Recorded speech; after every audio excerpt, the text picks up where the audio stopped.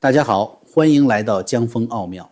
2026年3月26日，美国东岸时间的清晨6点39分，当大多数人还没开始工作，喝着早晨的第一杯咖啡时，川普这位已经快满80岁的总统，在他的真相社群上发出了一段文字。他在贴文里是这么说的：伊朗的谈判代表非常奇怪，他们现在正在祈求我们达成一项协议，这也是他们本来就该做的事，因为他们已经在军事上被彻底抹除了，完全没有翻盘的机会。可是他们居然还在公开场合装模作样，说什么只是在考虑我们的提议，大错特错。他们最好赶快认真起来，在一切变得太迟之前，因为一旦错过了这个时间点，将会没有回头路，而且场面将会非常难看。朋友们，你看川普用的这些词，祈求、彻底抹除、没有回头路，在国际外交的辞令里，哪怕双方已经在战场上打得头破血流，表面上通常还是会维持一丝丝的体面，但川普没有，他直接用了一个极度屈辱的词，祈求。一个主权国家的代表在向美国总统祈求，而他的国防部长海格塞斯在几天前说得更直白，他说我们就是在用炸弹进行谈判。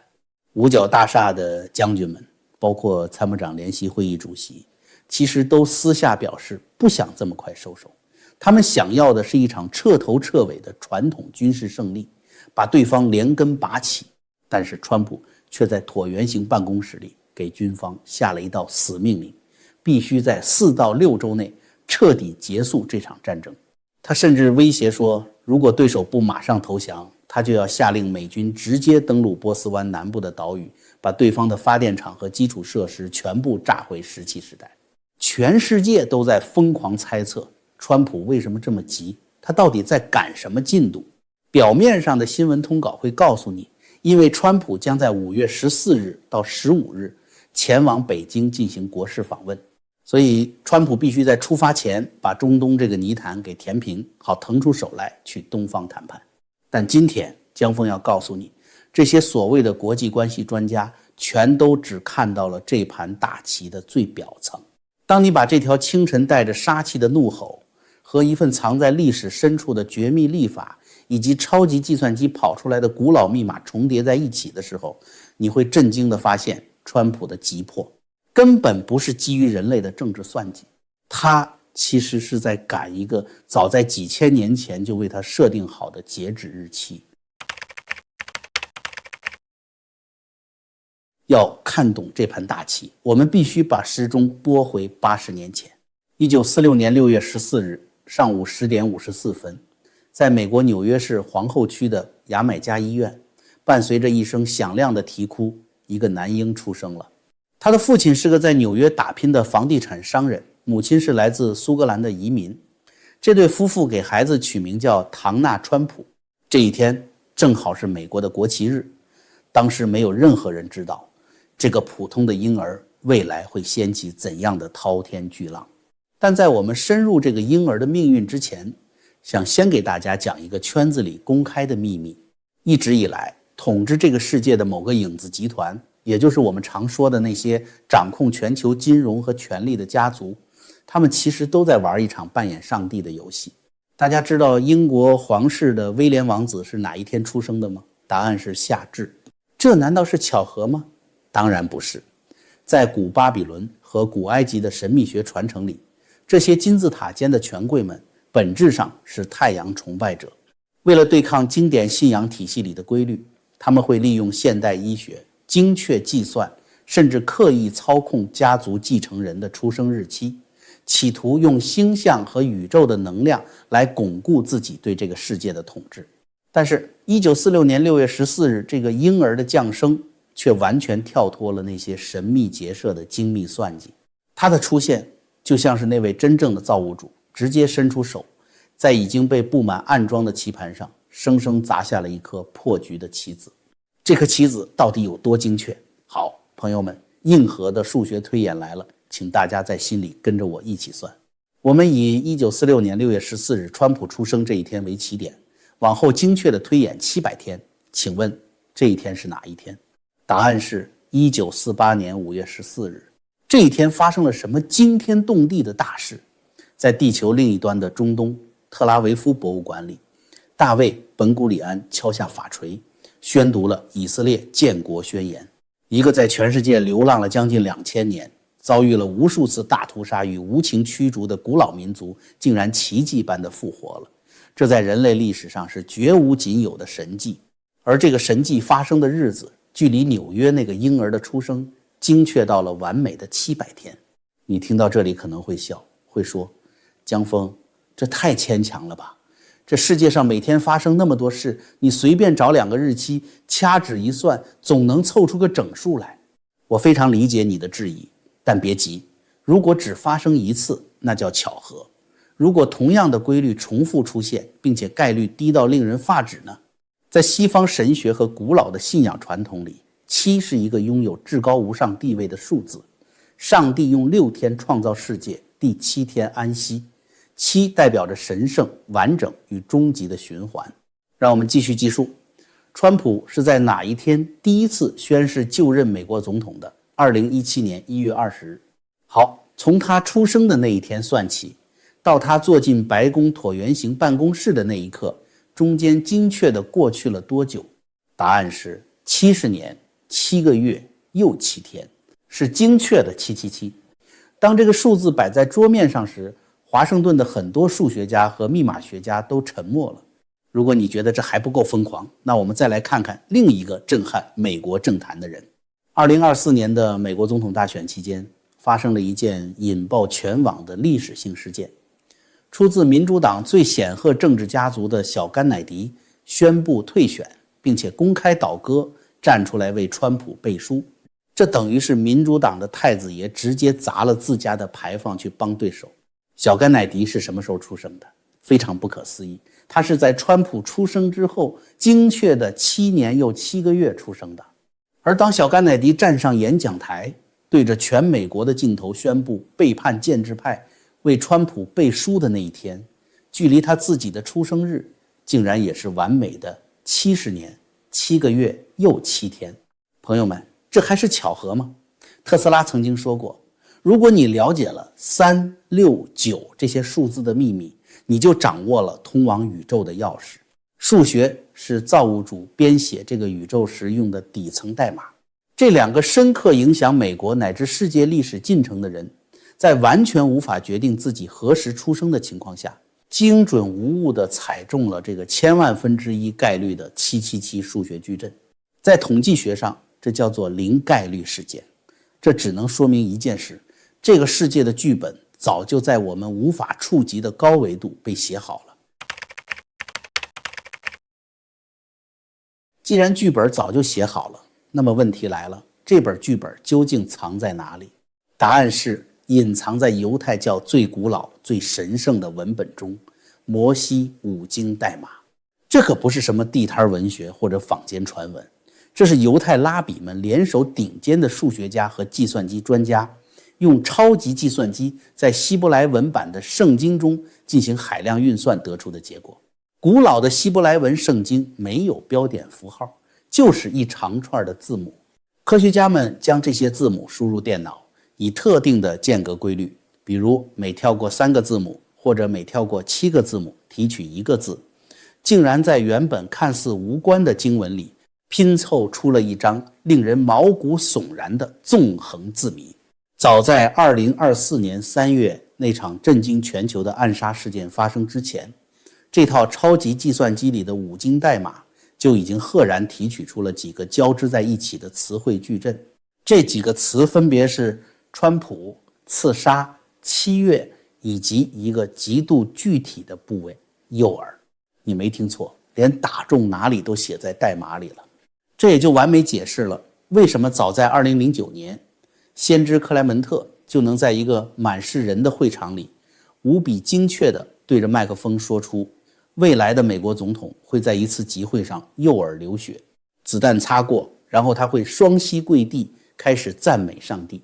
人类是无法写出这种书籍的。要想在一本几十万字的古书里设定好2000年后发生的具体事件、人名、月份和受伤部位，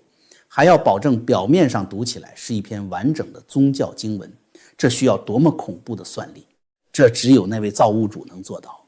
但这还不是最让那些顶级拉比们心惊胆战的。江峰现在要给大家揭开一个犹太神学界绝对不愿在公开场合讨论的希伯来字母数字密码学。在希伯来文中，每一个字母都对应着一个具体的数字，当你把一个词的所有字母数字相加，就会得到一个总数。这种测算方式被认为揭示了事物的宇宙本质。当拉比们把弥赛亚降临这个神圣的词语放进数字系统中计算时，得出的一个最关键的数值是776。在犹太历法中，每一个千年代表着一个特定的宇宙时代。根据传统，弥赛亚也就是救世主或者大卫王血脉的复兴者将会在第6个千年降临。因此这个数字776精确对应的就是犹太历的5776年。好，我们把犹太历的5776年转换成我们现在通用的西元纪年，你猜是哪一年？恰恰好就是西元2015年的秋天到2016年的秋天。正是在这一年，那个出生在国旗日带着700天密码和777矩阵的男人正式踏入政坛，并以摧枯拉朽之势赢得了美国总统大选。拉比们看着超级计算机屏幕上疯狂跳动的数字，全部倒抽了一口凉气。因为数学模型在无声的尖叫，这个叫唐纳川普的人，他的政治生命轨迹竟然精准无误地对齐了预言中大卫王血脉回归的时间线。他不是一个普通的政客，他是一个带着宇宙授权的破坏者。各位，刚才听了这么多数字和密码，您是不是觉得脑细胞有点不够用了？这世界局势变幻莫测，压力大，精神紧绷是常态。特别是咱们经常要思考这些宏观大事，思维的敏锐度太重要了。江峰这2年一直跟大家分享我是怎么保持精力的。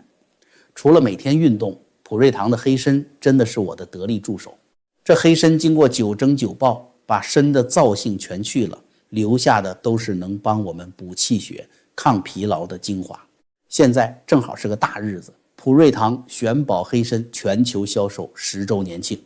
为了感谢各位朋友长久以来的支持，从3月28日到4月19日，普瑞堂推出了一个力度空前的活动，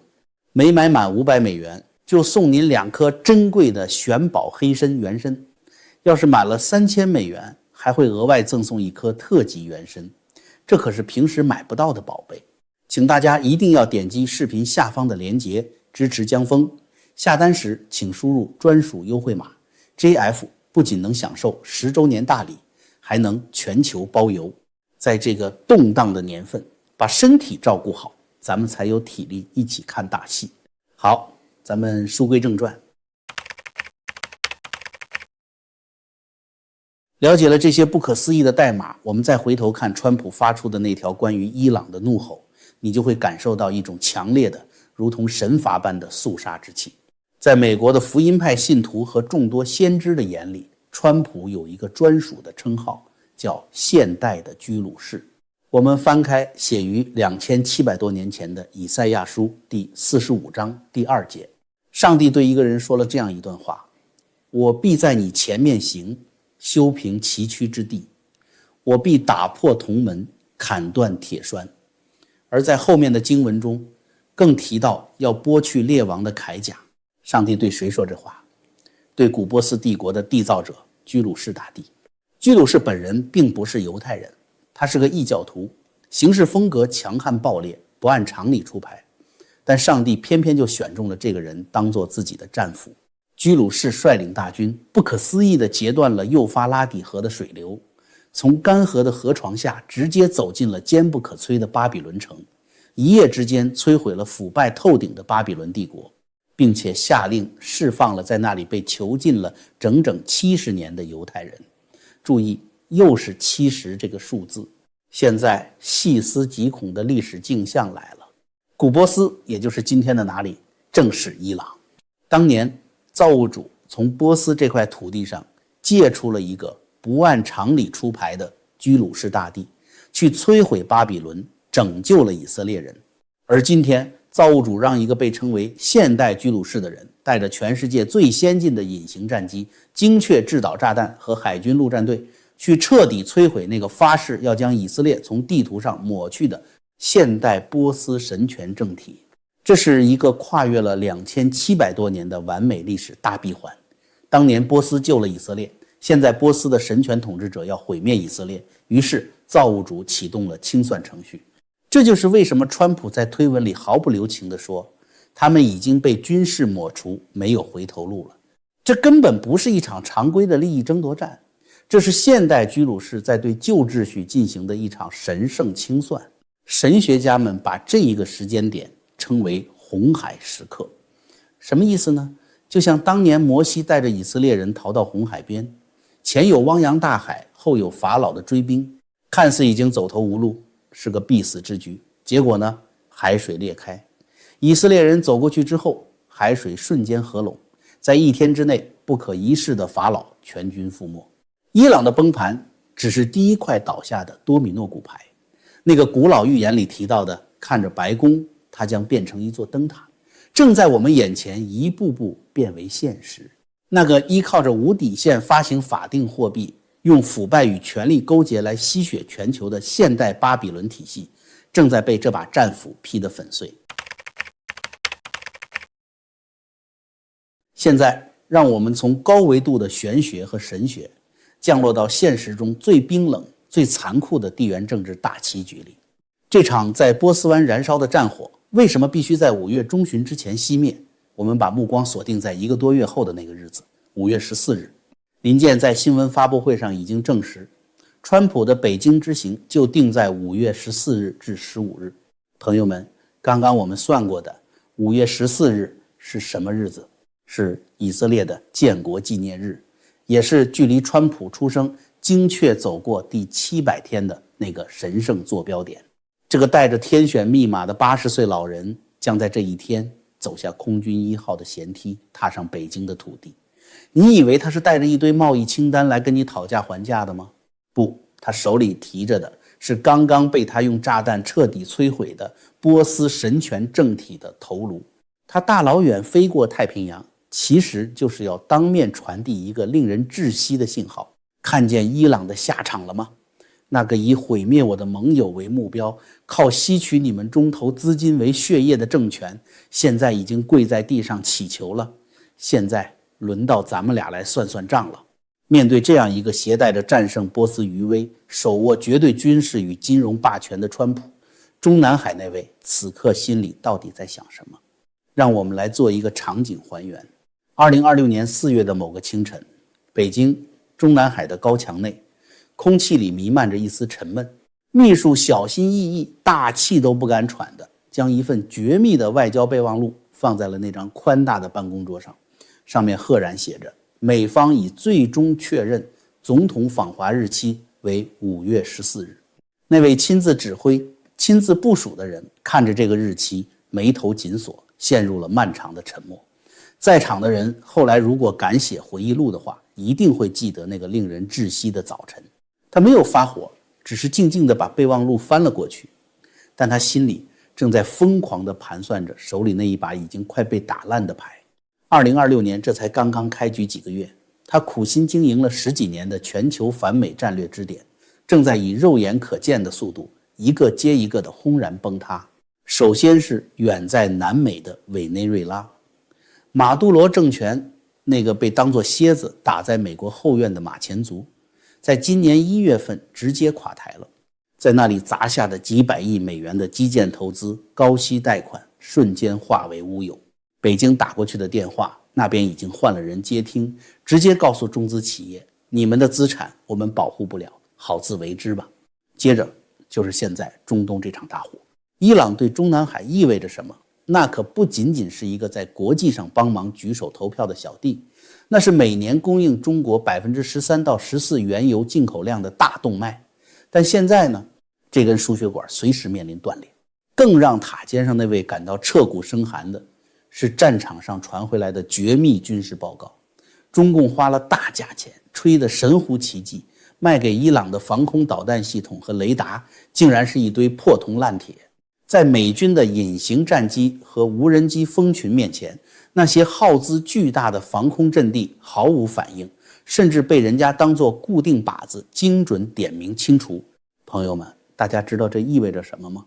这不仅仅是伊朗挨了揍，这是把中共军工产业的底裤都给扒下来了。原本还指望着把武器卖给全球南方国家，拉拢小兄弟们跟着自己混，现在好了，全世界都看到了，买了你的防空系统，连自己的命都保不住，以后谁还敢交保护费任你做大哥？而在国内的烂摊子更是惨不忍睹，北京、上海核心地段的房价直接腰斩，年轻人毕业就等于失业，连送外卖都要排队。地方政府的债务雷声滚滚，公务员大面积降薪，全国上下唯一预算还在年年攀升的，只剩下用来对付老百姓的维稳和公安系统。这说明什么？说明皇上心里比谁都清楚，现在最大的威胁已经不是能不能超越美国了，而是老百姓哪天饿急了眼，随时会把桌子给掀了。就在这样一个外围防线全部崩溃，内部经济千疮百孔、众叛亲离的绝境下，川普带着战利品要来了。据情报人士透露，面对这次5月份的世纪大面谈，中南海决策层经过无数次激烈的内部争吵后，最终定下了一个极度罕见的基调，这4个字叫做异常务实。大家要知道，在中共的党文化和外交黑化体系里，这4个字的分量有多重？他们平时挂在嘴边的永远都是东升西降、平视世界，绝不吞下损害自身利益的苦果。现在突然调子一降，说我们要异常务实，翻译成大白话就是：大哥，我手里实在是没有牌了，这次我准备全面让步，哪怕是割肉放血，我们准备交出的筹码会让西方世界觉得不可思议，也会让我们党内那些小粉红们集体崩溃，大吃一惊。这才是5月14日北京峰会的真正底色，这根本不是什么大国之间的平等博弈，这是一场退无可退的城下之盟。朋友们，当那个身上带着700天建国密码，被视为现代居鲁士的老人大步走进人民大会堂的时候，不管谈判桌上最后签下的是什么样的协议，那都已经不重要了，那只是一个执行结果。因为这一切的真正剧本，早在2700年前的以赛亚书里，早在超级计算机里的密码里，就已经写得清清楚楚。好，如果你觉得江峰今天的深度解码让你看到了每天那些枯燥的时政新闻背后那层令人敬畏的历史真相，那么请你务必给这支影片点个赞，并且把它转发给你身边的朋友，这能极大的帮助我们突破算法的限制。还没有订阅本频道的朋友，赶紧按下订阅按钮，并打开旁边的小铃铛。我是江峰，咱们下期见。